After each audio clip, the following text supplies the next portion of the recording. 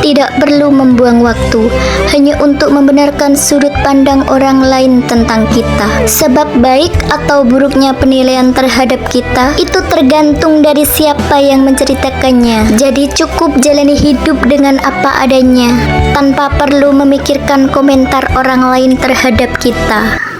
Manusia mengorbankan kesehatannya demi uang, lalu mengorbankan uangnya demi kesehatan. Mereka begitu sibuk mengejar hari esok hingga lupa kenikmatan hari ini. Padahal hidup adalah tentang keseimbangan, bukan sekedar kerja dan mengumpulkan harta. Renungkanlah, apa arti kesuksesan jika tubuh tak lagi bisa menikmatinya? Jaga kesehatanmu, luangkanlah waktu bersama orang tercinta, dan selalu bersyukur dengan semua yang sudah dimiliki. Telinga jangan panas ketika mendengar omongan yang tidak benar tentang dirimu. Mulut jangan kasar ketika kamu tidak terima dengan omongan orang. Hati jangan emosi ketika kamu merasa dihakimi. Tetaplah tenang, karena ada Allah yang selalu akan menjagamu. Jangan pernah iri kepada seseorang atas sebuah nikmat, karena kamu tidak tahu apa yang akan Allah ambil darinya. Dan jangan bersedih atas sebuah musibah, sebab kamu tidak tahu apa yang akan Allah hadiahkan untukmu. Maka selalu ucapkanlah syukur Alhamdulillah atas nikmat yang kamu dapatkan di hari ini. Jika banyak orang yang tidak menyukaimu karena kamu tidak sesuai ekspektasi yang mereka inginkan, tidak usah terlalu dipikirkan, karena tidak semua orang penting bagimu. Hidupmu dikendalikan oleh dirimu sendiri, bukan orang lain. Karena sedih dan bahagia kamu sendiri yang menciptakan, bukan orang lain yang memberikan itu semua. Belajarlah dari pengalaman dan bergurulah pada kenyataan. Hiduplah seperti air yang tidak pernah melawan arus, tapi mengalir mengikuti takdir. Saya tidak berpendidikan tinggi, otak saya juga tidak terlalu cerdas. Begitupun materi, tidak ada yang bisa dipamerkan. Tapi pengalaman sudah memberikan saya banyak pelajaran, dan itu cukup untukku menjadi bekal untuk melawan kerasnya kehidupan.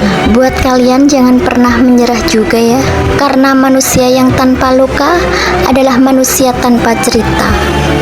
Sekuat apapun kita, sekaya apapun kita, dan sebijak apapun kita, ada saatnya kita merasakan lemah, sehingga perlu orang lain untuk menguatkan kita. Kehidupan selalu berputar, oleh karena itu, tidak perlu bangga dengan apa yang kita miliki, karena semua yang kita punya hanyalah sekedar titipan.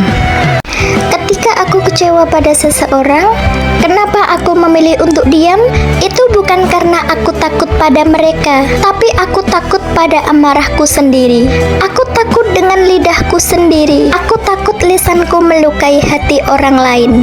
Semenjak para gundik menarget suami orang agar kehidupan ekonomi mereka jadi lebih baik, saya jadi bingung mendapatkan diri. Ini mau jadi mode istri yang gimana ya?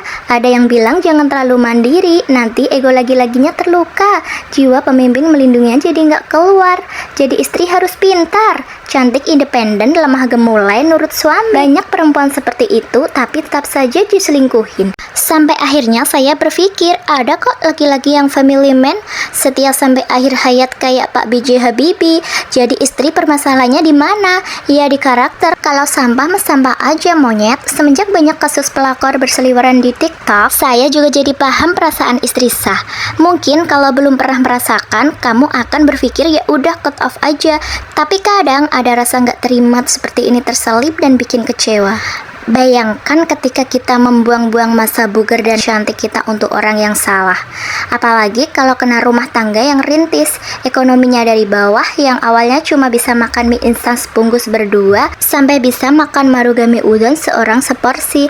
Kan nyesek banget ya bunda, capeknya sama kita, senangnya sama orang lain. Kalau kata saya mah terserah istri saya aja. Dia mau main cantik, kalau mematikan ya monggo. Dia mau balas dendam, spill si gundik biar kena sanksi sosial ya monggo. Pilihan seperti ini sah-sah aja dilakukan agar istri bisa tetap menjaga kewarasan daripada larinya ke kriminal. Kalau menurut bunda gimana? Enaknya diapakan ya para gundik ini?